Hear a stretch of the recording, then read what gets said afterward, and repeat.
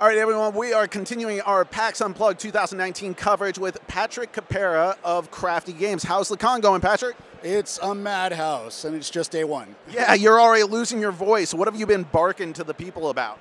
We've been barking to the people about our new Mistborn dice, which are kickstarting right now. Yeah, you just unlocked a stretch goal or two this morning, is that right? Well, I think so. I haven't had a chance to check the page, but we were like $1,000 away from it when I left the hotel room, so I assume we're going to get there today.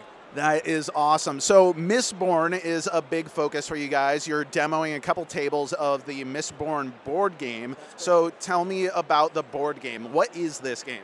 So in the board game, for those of you who don't know Mistborn, you've got a dystopian empire. It's been under the same rulership of the same guy for hundreds of years. Most people don't live that long, so clearly he's got something going on that he can use against the populace. And in the novels, you've got these heroes that are attempting to rip him out of office, essentially, and make the empire free for everyone, topple the empire. Well, in the board game, you're actually playing his middle management. You're playing nobles who are attempting to keep the empire together while the heroes of the novels are ripping it apart. I work for state government. I know what's up with middle management. There you go, yeah. So the idea with this one is that these problems are identified from on high. You've got to try and solve those problems. Nobody can generally solve them on their own, so you have to work together, but someone's going to get the most credit. So it's a negotiation game where you're trying to leverage the resources you have to get the most credit, which is your victory at the end of the game.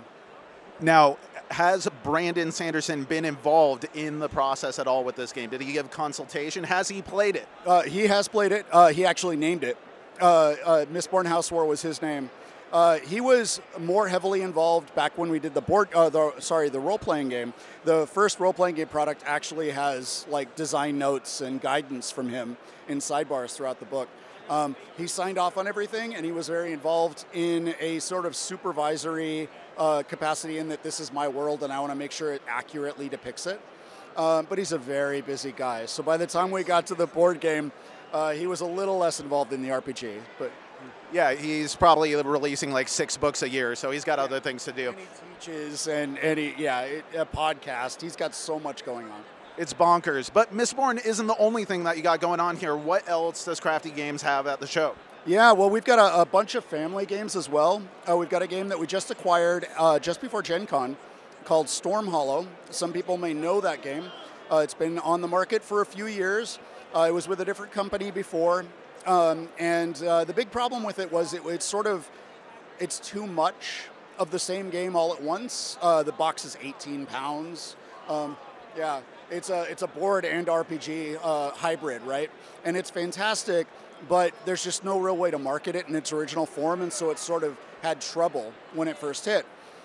We took it on. We're selling the original inventory, which anyone who wants can get at our website, but we're working with the original team to do a second edition that's a little more palatable. So we're going to have smaller releases, sort of remixing the content, putting a little new stuff in there, and then expanding with new content after that. And that'll go into retail either toward the end of next year, but honestly more likely 2021 because it's a big project.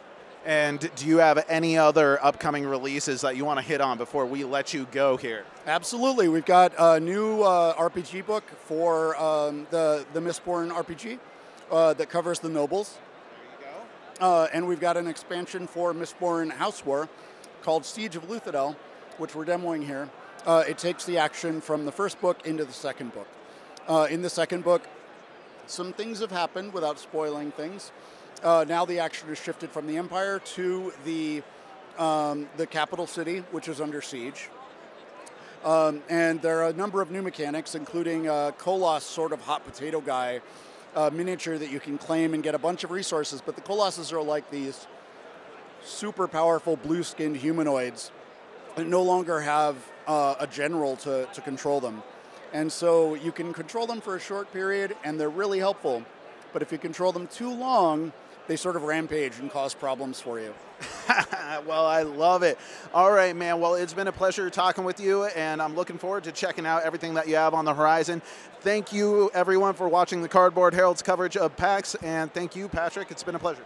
Thank you very much. If you enjoyed this video, we have all kinds of other reviews, interviews, and recommendations via writing, podcasts, and video here on our channel and website cardboardherald.com.